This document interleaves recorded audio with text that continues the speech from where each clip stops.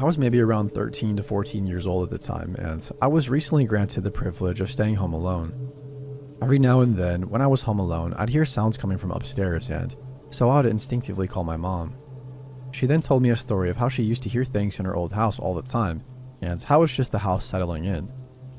Fast forward to many instances of sounds later, I decided that the very next time I was going to be home alone, I was going to be completely silent and make as little noise as possible. Within the first half hour, there was nothing, not a peep out of the entire house.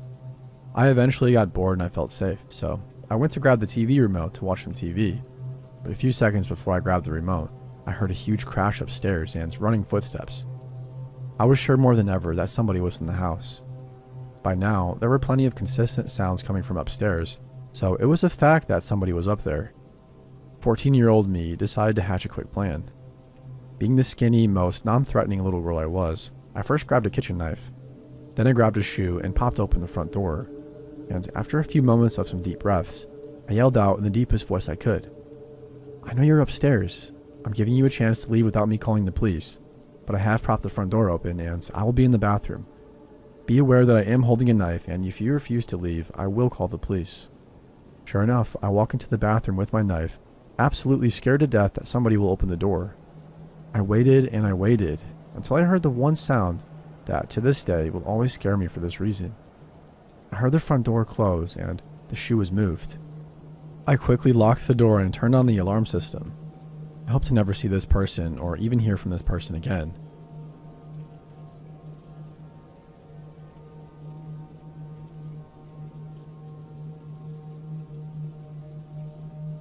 This happened a few months ago to my friends and me. We are university students in Cape Town, South Africa, so when we aren't trying to just get through the semester, we like to let our habits get the better of us and go out for drinks. On this night, we had just finished what felt like an extra long day at university and decided to head to a bar about 5 minutes from campus for some much needed stress relief. The evening was going well. Although a bit slow, it was enjoyable, with everybody having a drink and getting a bit restless. So me, being one of the more outgoing ones in the group, I suggested that we head to the pool bar not far from where we were. Everybody agrees and we get our stuff to go. We all jump in my car and we get to the bar, but being a Thursday night, parking was scarce. I finally managed to find a spot about a block away from the bar, but in a secluded side street. I should also mention that this bar is in one of the sketchier parts of town, but is normally quite safe due to the amount of nightlife associated with being so close to a university. We walked to the bar and no one really felt uneasy, nor did anything happen to make us feel that way, which was quite surprising. After a few hours of some pool and just relaxing, we decided it was time to grab dinner before restaurants close. As being in South Africa means that most restaurants, even fast food, close really early at around 7 to 8 p.m. to comply with the curfew. We decided to stop at the pizza place below the bar to grab some food, before we all decided what the plan for the end of the night was. So because our group was so large and the pizza place was so small, we decided to have those getting food go inside while the others who didn't would just wait outside on the street. This was an easy decision, as the pizza place had a massive open window with a built-in counter so we could still all talk to each other. This is where things start getting a little weird. While we were waiting for our friends inside the pizza place to come out, this massive white van pulled up past us and stopped. The driver wasn't an intimidating looking dude. He was skinny, looked to be about average height, and had shoulder-length blonde hair. A pretty standard-looking dude for the kind of area we were in. He calls me and asks me if I think this van could fit in a parking spot just behind him. For perspective, this parking spot could probably fit like a small hatchback maybe. This dude is driving a full-size long panel van. This makes me feel kind of uneasy, as I thought that as a driver of a car, you should know where your car can definitely not fit, and this was one of them. I explained to him that I didn't think it was even worth attempting. He responds, telling me that he has faith in his ability and I should come stand behind the van and direct him in. This gives me major red flags, and after a few back and forths, he just pulls the emergency brake up and sits and stares at my friends and me for what felt like an eternity. He then thanked us and drove off. This sparks my friends to come outside from the pizza place, as they just saw what happened and were very confused. We were all kind of weirded out, but thinking nothing of it, and everyone eats their pizza, and we try to decide what the plan is for the last hour or two that we have before curfew cuts things short. Most of us decide this is where the night is going to end, as we're all kind of weirded out by the guy in the van. A few others decided that they were going to stay and just Uber home a little later in the evening. With our group number cut down to 4, we decided to walk back to the car and just head home. When we left the pizza place, a homeless person called us and was insisting that we had nothing to worry about with the guy in the van, which didn't help with anyone's nerves. We then decided to head to the car, but as soon as we turned the corner to approach the side street where the car was parked, we saw a van man again. This time, not quite so happy as he seemed in his encounter earlier. I made a cheeky comment about him finally finding a parking spot he could fit in while we were walking past each other, and he just stared at my friends and me, not breaking eye contact when we passed him. I turned around to see if he was still looking. He was, but we turned the corner of the side street with the car. I saw it and my heart sank. The van horribly parked half on and half off of the sidewalk, with the back door slightly open. Upon seeing this, I turn around and see Van Man is now walking toward us, but he said something that confused me at first, then immediately made sense after.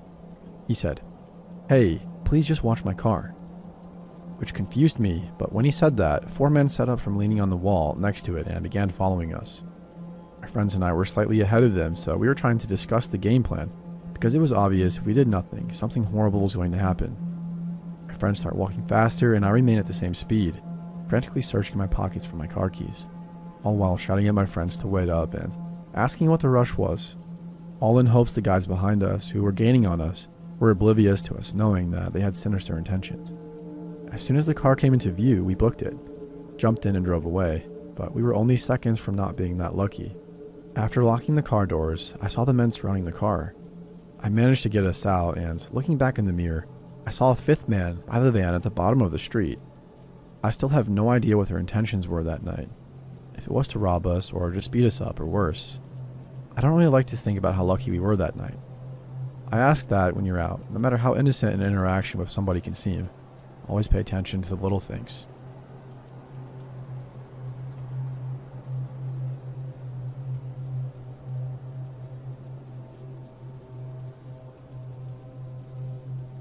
My freshman year of college was one of the funnest years of my life, and some of my fondest memories are from that year. But it was also the scariest and strangest year to date. I'm 31 now. This is thanks to one story in particular. There are actually a couple more that I might post some other time. It takes place over the entire school year. I still sometimes wonder how this really happened, and I didn't end up a shut-in nut job, and it still freaks me out to this day. I've only talked about it once or twice since it happened 13 years ago. August 2001, like most freshmen, I live in the dorms at a state party school. I opted out of the good school I got into. I guess I had a little steam to blow off after graduating from a military/college prep boarding school. Plus, after a sports injury, I didn't exactly have any specific plan for life that went past Saturday night, if you know what I mean. A good buddy from military school, Bill, went to the same college and lived a few floors below, in the same dorm as me. But of course, we were getting the party started before my parents' exhaust fumes had even evaporated from the parking lot. For the most part, the first month or so of college was pretty much like that. Normal. I went to most of my classes, partied just about every night, and chased girls around, and that was enough for the moment. But things began to change one night. Sometime in mid-September, and college for me would never be normal again. My dorm phone, landline, only Zach Morris carried a cell phone in 2001, so get over it, rings in the middle of the night. Hello? On the other end, I can only really describe the voice as the kind you picture when you think about a computer talking. Kind of like the early model car GPS. "Hi Gary, how are you today?" Not fully awake, I'm just confused at this point. "Who is this?" He repeats. "Hi Gary, how are you today?" It becomes clear that I'm being messed with, so I hang up and chuckle. I figured it was my friend Bill just messing with me, so I pass back out. I end up forgetting about the call for a few days and never mention it to Bill or anyone else. About a week later, I get another call around the same time of night. "Hi Gary, I'm watching you." Nice, very cliche. "Seriously Bill, how are you not knee-deep in Everclear at this hour? Enough already." Cade, my roommate by the way, is going to start getting pissed. I hang up. I casually confront my oh-so-clever amigo at breakfast the next morning, purposely not trying to bite too hard to give him a playoff that might incentivize continued calls. I also wasn't 100% sure it was actually him, and not another one of my douchebag friends. He gives a genuinely confused response. Whatever. So a couple of days after the second call, I come home and see I had multiple messages on my answering machine. I barely knew that thing even worked.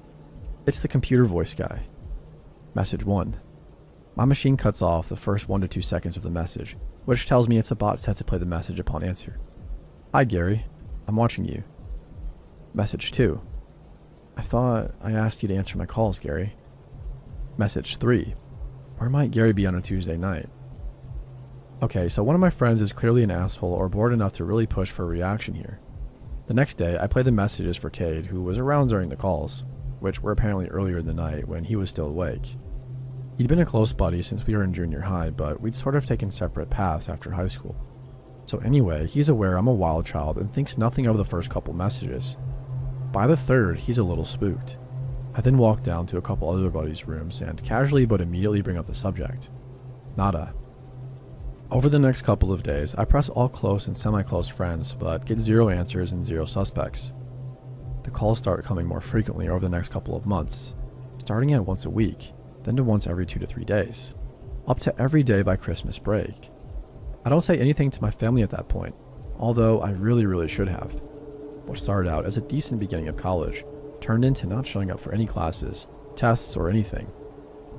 Grades reflect, and I'm too busy answering for a 0.67 GPA to talk about some dumb prank that would likely be dismissed as a pathetic attempt at grades explanation. So it goes. Uneventful break, and back to school determined to become a new man. I have to get my shit together with these grades, so I tell Bill I'm going to have to chill out and focus on school. First night back, I get my first spring semester call from CVG. How is your family in Cyprus? A hometown suburb. Okay, now this is BS, man. What kind of douche lords am I hanging out with that even have the discipline to drag out a prank this long? I get the answer to that question a few days later, and the answer is none of them. Calls became threatening and downright dark. I'm very interested, Gary, in being close to you. Yeah, with kind of the weird sentence structure like that. I have tools I can bring. It is all going to be over soon. One day I bring Bill and all my other buddies to hear the messages. Never deleted a single one for some reason. I guess when things happen over longer periods of time, you don't really feel the cumulative impact until laying out the complete package of evidence. The guys are in shock. I guess I should mention that some of these calls got really specific and making sure to note specific details about my parents' address, as well as the violence they were planning on doing to me. Cut open your esophagus, Gary, with a butter knife, and all sorts of other crap that is sort of blurred together through the hundreds upon hundreds of calls I got over the school year. A chick friend of mine that I really liked in high school named Layla goes to a different school hundreds of miles away. We've reconnected thanks to good old AIM and talked from time to time on the phone. CVG had mentioned a couple of times, your friend, and made threats about this unspecified person from time to time, but your friend turned into your friend Layla. Layla and I are the only 2 people ever named in these calls, but it did get me wondering if this was a new lead on the source. Layla is clueless when I call her about it. Awesome. I know that background was long to listen to, but you'll understand why I had to explain the situation when I tell you about what happens next. One night, we were all partying and drinking at some hotel. I forgot to mention all that straight A crap went out the window as these events progressed. A different buddy, Carl, has a nice big truck we'd all go everywhere in, but he'd passed out drunk at the hotel after pounding an entire bottle of whatever the heck. I'm not really drinking tonight and want to get back to my own bed. I snatch Carl's keys to drive back to campus, thinking I'll drive back in the morning to get everybody. This was one of the few times I'd even driven that year, so I wasn't tip-top in my directions. I make an early turn and am somehow down a road I'd never seen. I realized this pretty quickly, but I figured I've got the general direction of campus pegged, so I can just continue on the wrong road until hitting the familiar highway that I knew I'd eventually have to hit, that is close to campus. I'm finding myself in open fields, still a paved road and everything, but aside from the road, there was absolutely nothing and it was completely black. Around 3 a.m., there's this really strange 4-way stop I come upon. Strange because I'm probably the 4th person in a year to drive on that road.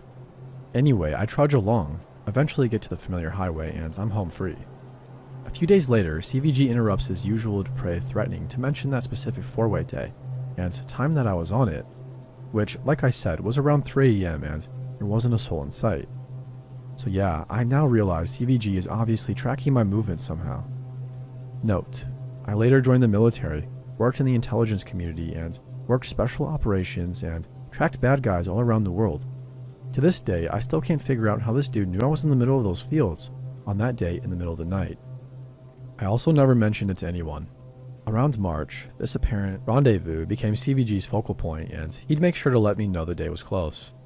The calls were coming in no fewer than 10 or 15 every single day. Seriously. The ringer was now off out of courtesy to Cade, and I turned down the volume of the answering machine as his phone calls recorded. But I finally get the message I've been waiting for. Keep in mind, I've now become somewhat famous at this university by now because of CVG. People were constantly knocking at my door wanting to hear the messages. Friend of a friend or whoever. It was all people wanted to hear about at parties. Blah blah blah. For a split second, it was cool because I'm pretty sure I ended up getting a few dates indirectly from introductions, conceived through interest, and the guy with the stalker. Don't judge me. Moving right along, the day, time, and location are set. We will meet in front of the Coleman Hall at midnight, Wednesday 27th of April, and we will take our friendship to the next level. I know what you were thinking, and yeah, throughout the year I had considered the possibility that I was dealing with a female. Hell hath no fury like a woman scorns, and I was definitely that kind of dude when I was 18 to 19 years old. The kind that could attract clinginess and anger. But I started to rule out female for various reasons that only a fellow ENFJ would understand. Look it up if you're not tracking. I can build profiles with a very high ratio of accuracy to available information. This creep just didn't feel like a female to me. It didn't even feel like a peer. I was convinced I was dealing with a mid-30s white male computer nerd that I'd come in contact with at some point in my life. Doesn't really matter because what I ended up finding out on Wednesday 27th, which by the way was Layla's birthday, interesting, was that I was wrong. Of course everybody wants to be part of this juicy story, and there's a pretty ridiculous amount of testosterone floating around the dorm on game day. This was a real-life creepster and a legit horror story unfolding before their very eyes. And groupthink will subvert caption if properly motivated. These guys are ready to defend me with their lives. Just ask them. So while these guys are all hopped up on Mountain Dew, I stay home that afternoon wondering what the heck I was going to do at midnight. Of course, I was going to go, but dude. Yeah, I've always been an athlete in good shape. Wrestling and football, baseball teams, yada yada.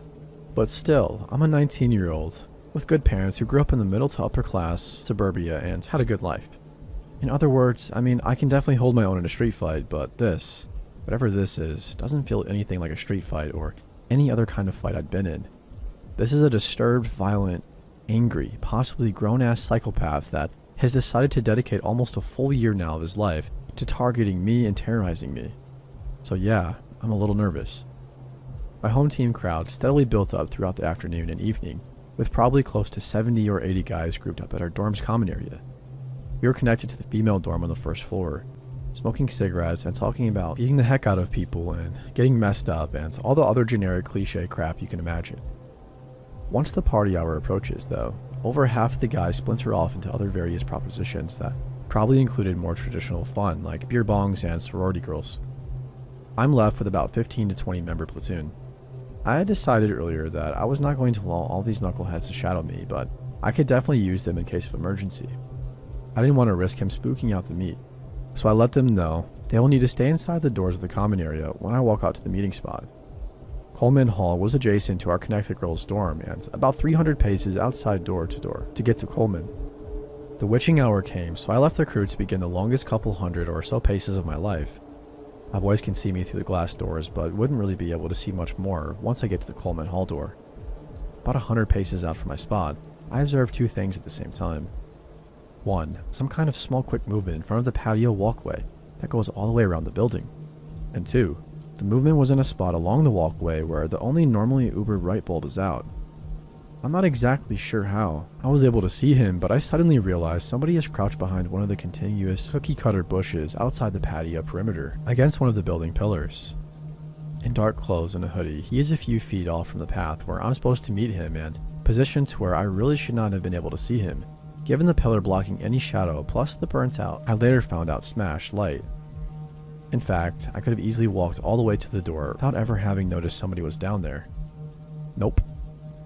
I sort of jump mid-step as this happens, and I see him raise up a little, thinking I might have seen him.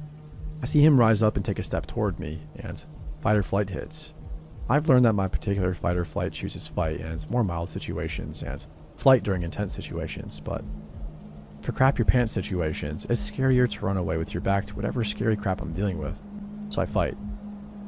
Before I realize what I'm doing, I'm in a dead sprint toward this MF who, I'm guessing, sees what I can't yet, which is my platoon busting through the glass doors in hot pursuit. Creepster nopes the F out of there, running on the patio alongside Coleman Hall toward the parking lot. I can tell this isn't the mid-30s computer nerd I predicted. Creepster is above average height, above average broad, and built athletically. That's all I could tell, really. I'm really booking it as he turns right on a dime at the edge of the building. I realize I'm moving fast enough to catch him, but everybody else is really far behind. I also realize I'm moving so fast I won't be protected as I turn hard right at the corner of the building. If he stops there, I'm toast. As I turn the corner, I see the van sitting alone in the parking lot in front of me. Its running and brake lights flicker on, then off, park into drive, and it begins inching forward toward the exit. Home Slice is of course heading for the van, which for some reason sent this whole new level of fear into me. This is it. This is really happening. And I'm going to freaking get murdered tonight. But I can't stop.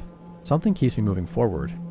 I guess I'd come this far, dealt with this crazy BS for almost a full year now, and been completely unable to do anything other than try to ignore it. I'm not exactly going places academically at this point, and my life doesn't quite have all that much purpose to it yet. If I'm going to get schwacked, I will at least know, and this crap will at least be over. Plus, I still have a chance to catch this madman before he gets away. If I could get close enough to dive tackle, I would still be on my own to deal with the creepster and his driver. And now I realize there's a third one that's manning the sliding side door. Awesome. I don't care how badass you think you are, when you're a 19-year-old jock, your chances of taking down 3 grown men that are already violent criminals and prepared to victimize are about 1 in not gonna happen, buddy. My turn is wide and slow due to being a full-on sprint, and I lose ground. I'm probably 20 yards from the lot when he does a flying leap into the side of the van. There couldn't have been any rows of seats for a leap like that. Creepster number 3 slams the sliding door shut as the van peels out of the parking lot, bangs a right, and is gone in an instant. The relief of not being kidnapped, bound, and gagged in that van with 3 psychos who most likely had some pretty horrific plans for me is now just as strong as the dread of the fact that this is still not over with. I was speechless, and so was my platoon as they caught up a minute later. A few of them caught up enough to witness the parking lot scene, but nobody was talking. Testosterone has now been replaced with genuine and earnest concern. They all just stood there with me, catching their breath and making sure I was alright. One guy asked if anyone got a plate number. Not even I did. Not enough light. We finally start walking back, and I'm reliving the scene as we retrace our steps. As we get closer to the original meeting spot, I see something that scares me more than anything else in the entire equation has up to this point. On the opposite side of the pillar where Creepy McCreeperson was crouching, there's a video camera sitting on a stand, pointed right at the spot I would have been standing at when I should not have been able to notice him. It's still recording.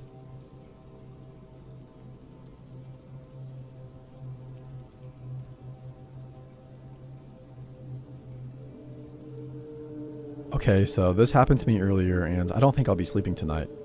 I'm currently staying in a remote part of the United Kingdom and having a break from working, which means more time to pursue my hobbies, one being photography.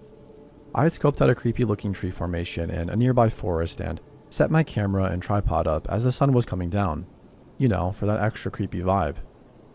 As I'm happily taking photos, I see a woman pass the entrance to the arched trees.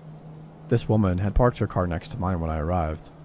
She went past a couple of times, looking at me for prolonged periods each time she passed. I assume she wants to come up this path, but sees that I'm taking photos, so she decides to walk elsewhere. Approximately 5 minutes go by, and she appears again, this time walking towards me, dragging her left side slightly with a strange limp. She stops once and stares at me for a few seconds, then starts walking towards me again. I ask her if she's okay. I'm starting to put my camera away at this point and readying my tripod to use for self-defense, if necessary, because the vibe I'm getting is way off. And she starts grunting at me, then stops and stares again. It's at this point that this woman is close enough for me to realize that she's actually a man in women's clothing, with a wig. An uncomfortable moment passes and she starts grunting again, walks towards the edge of the path, grabs a pile of leaves and starts throwing them around, grunts some more and then walks off aimlessly into the forest. I call my friend to tell her what has happened and ask that she stay on the phone in case this person comes back. I'll just take a couple more photos and then I'm out. For a good 10 minutes, I hear the crunching of leaves circling me in the forest, and I just convince myself that it's the wildlife. Then, silence. I take the photos, and I haven't seen/heard the person for around 15 minutes now, so I assume I'm safe. I leave the path and see that the car is left. Thank you. However, I very quickly noticed that there was a man walking towards me from the entrance. It's the same guy. He has changed into men's attire, and as he walks past me, he shoots me a grin that sends shivers down my spine. I don't scare easily, but this guy just gave off all the wrong signals, causing the overwhelming feeling of dread to wash over me. I'm still on the phone at this point and holding my tripod over my shoulder, just in case. I quickened my pace and got back into my car. As I did, I saw him come out of the lane I had been down, stop and look around, then start walking towards my car with intent. I try to record him for a second, and then I get the heck out of there, driving past his car that he had moved down the road and thinking, what in the graybeard heck just happened? Limping, leaf-throwing forest stalker, I hope to never see you again.